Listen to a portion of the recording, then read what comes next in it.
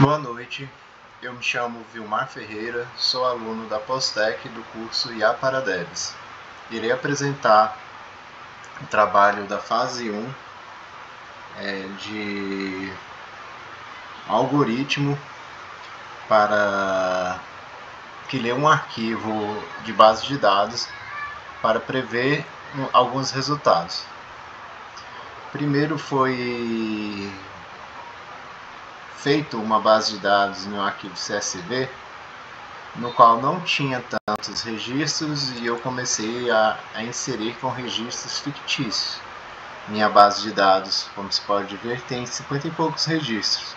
Não é uma base muito grande para ter um bom resultado tão satisfatório, mas eu, para evitar deixar valores aleatórios, principalmente na variável target, que é encargos, eu fiz uma fórmula.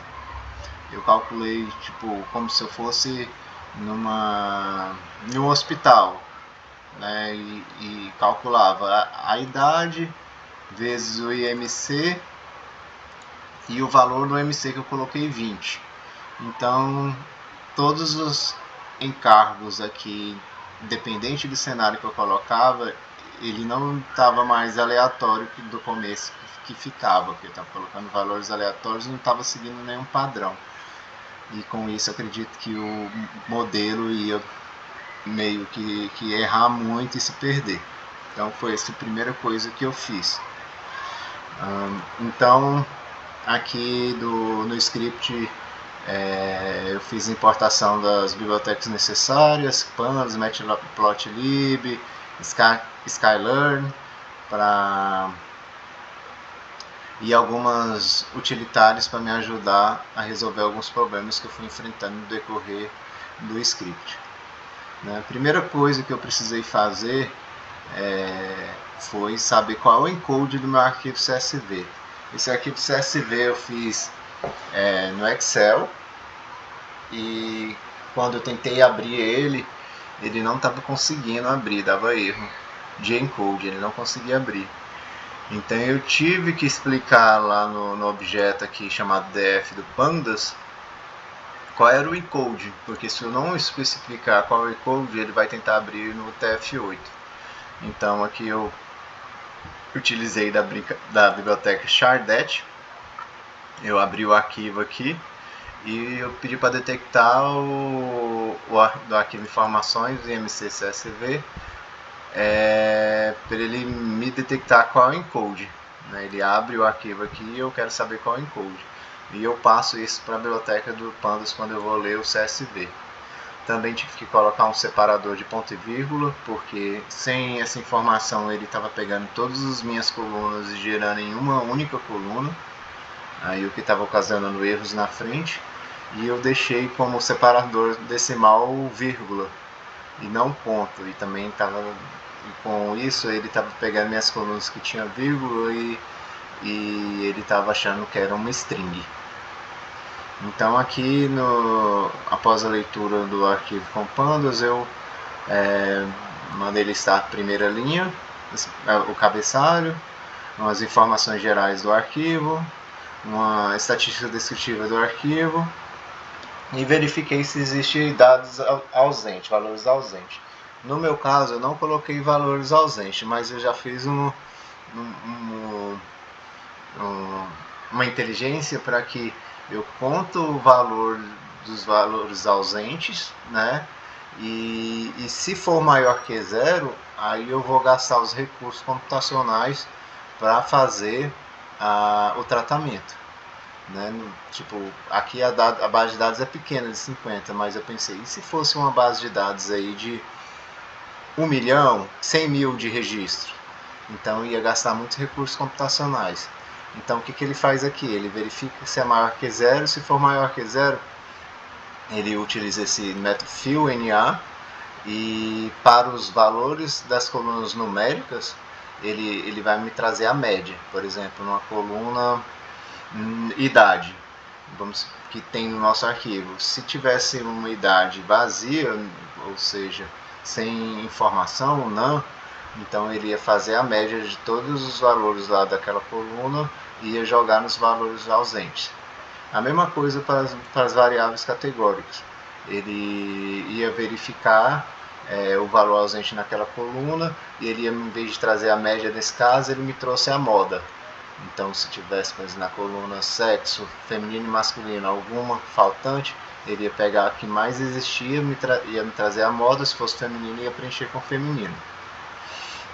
E aqui eu verifico as variáveis categóricas, ele vai me pintar as variáveis categóricas. Então aqui eu preciso converter as variáveis categóricas em numéricas, né? Então a gente utiliza o getDummies, porque os algoritmos de IA eles não funcionam muito bem com variáveis categóricas. Então eu faço a conversão com getDummies. E aqui eu salvo um novo CSV chamado arquivo atualizado com essa nova conversão de variáveis. E aqui eu separo o conjunto de testes e o conjunto de treinamento e o conjunto de testes. E o conjunto X, que eu chamei de X, ele vai pegar as variáveis independentes. Você vê o método drop menos encargos, que é a minha variável target. Então chamo de treinamento X e teste Y, né? Treinamento Y, teste Y.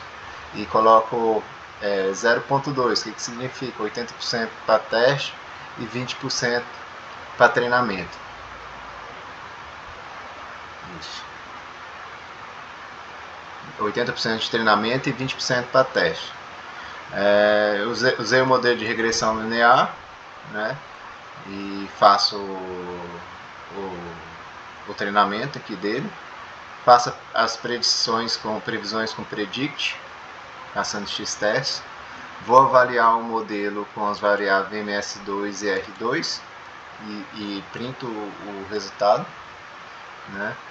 E faço a validação estatística do modelo e printo também o resultado. Gero o gráfico com a biblioteca PLT, que é matplotlib, gero o gráfico dele, informa os valores de x, de y, título, né, e gera o gráfico e gera um relatório final falando das informações estatísticas. E vamos rodar aqui para ver se dá tudo certo.